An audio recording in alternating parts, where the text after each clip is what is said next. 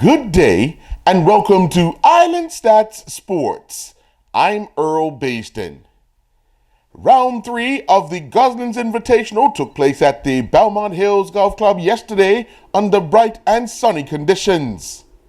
Kurt Hannafield maintained his lead with a 2-under par 68 for a 3-day impressive total of 200. He is at 10 under par for the tournament.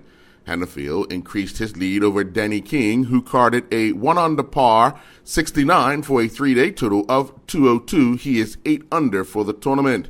Billy Walsh follows closely behind in third place with a 3-day total of 203, which is 7 under par. There's a tie for fourth.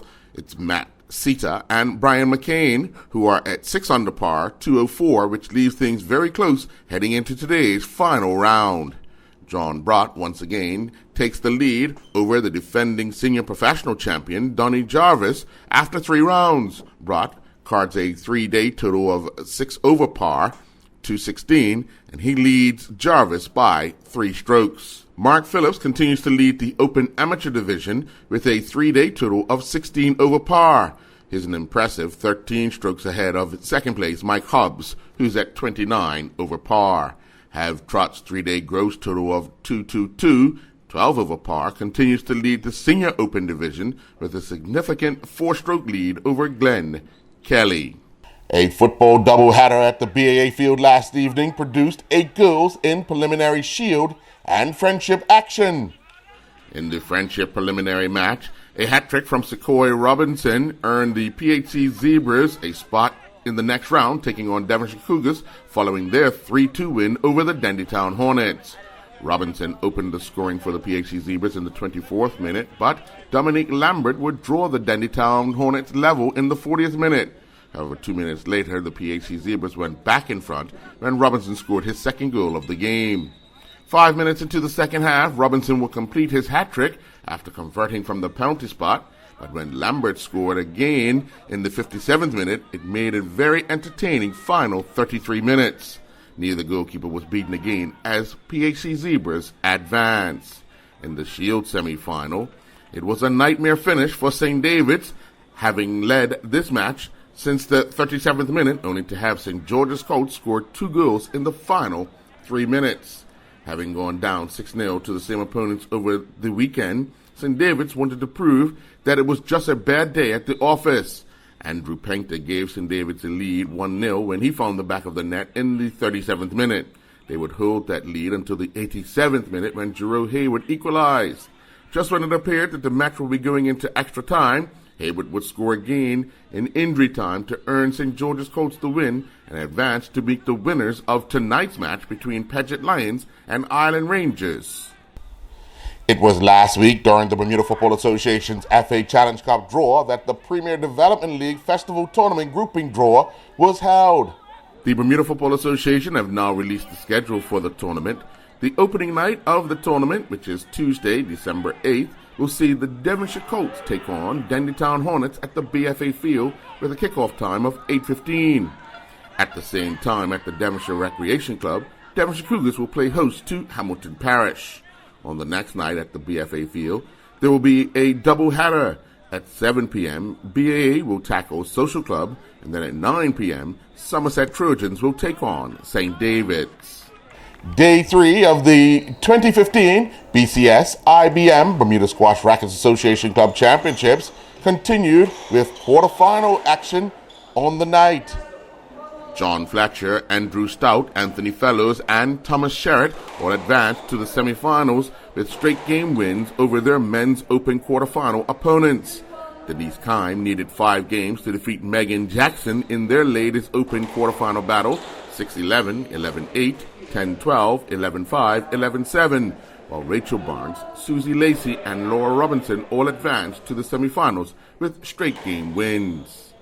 On an evening at the PCC hockey rink that saw the Bermuda Bowl Hockey Federation players struggle to keep their footing due to the slick surface, a total of 18 goals were scored in a doubleheader. In the opening game, it saw the Vancouver Giants take on the Tri-City Americans. The Giants took an early lead when Richard Campbell scored, and when Scott Ferguson scored with 9:07 going off the clock, it extended the Giants' lead to 2-0.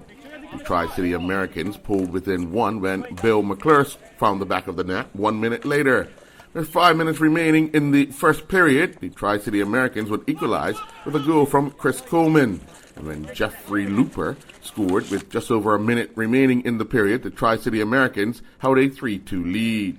The second period produced only 2 goals, with Ian Nash scoring for the Vancouver Giants and Coleman scoring his second goal of the game for the Tri-City Americans as they took a 4-3 lead into the final 20 minutes. Early in the third period, the Vancouver Giants would draw level with a goal off the stick of Stephen Chin, but Greg Van der Meerde would put the Tri-City Americans back in front, and with the Giants putting their goalkeeper looking for the equalizer late in the match, Christopher Merritt scored an empty net to give the Tri-City Americans a 6-4 victory. In the nightcap, the Halifax Mooseheads took on the Oshawa Generals. The first period saw these teams struggle, and neither was able to beat the opposing goalkeeper. But the second period was a little different, as the Oshawa Generals got 2 goals to take a 2-0 lead to go into the third period. Jeremy Esty and J.M. Tremblay would score in the period. 6 goals were scored in the final period as the Oshawa Generals went ahead 4-0 with goals from Jacob Cowell and Esty. But the Halifax Mooseheads would pull within 1 after goals from Sebastian Robson, Mike Gazzard, and Shane McKay.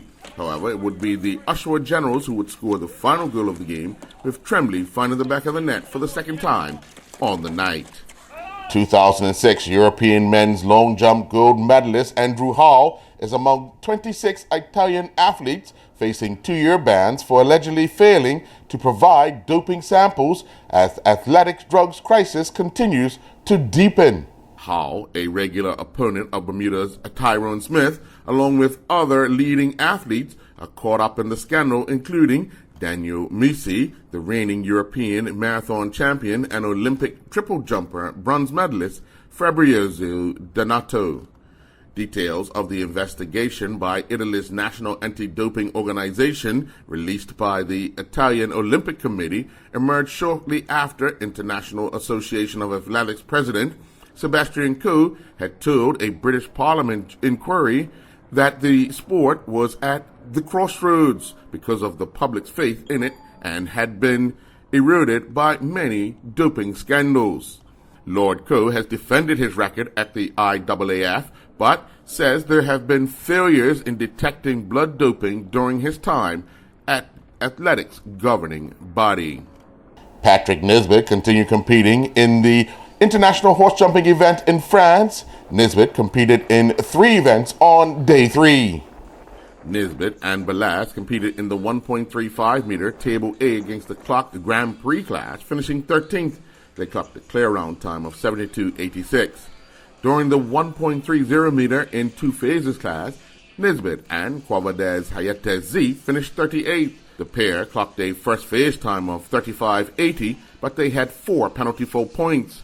They recorded a clear round second phase time of 36.79. In the Grand Prix 1.40 meter table A against the clock class, it saw Nisbet and Quick Z finish 44th. They clocked a time of 96.44, but they had 13 penalty fault points. In second spring senior bowling league action at the Warwick Lanes, it saw the Last Pins and the newcomers finish deadlock at 2-2. Go and Get It defeated Old and Kickin' 4-0. The Blue Angels defeated the Pin Splitters 3-1, and the Islanders defeated the Last Minutes 3-1.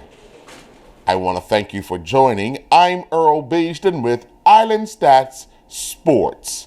Do enjoy the rest of your day.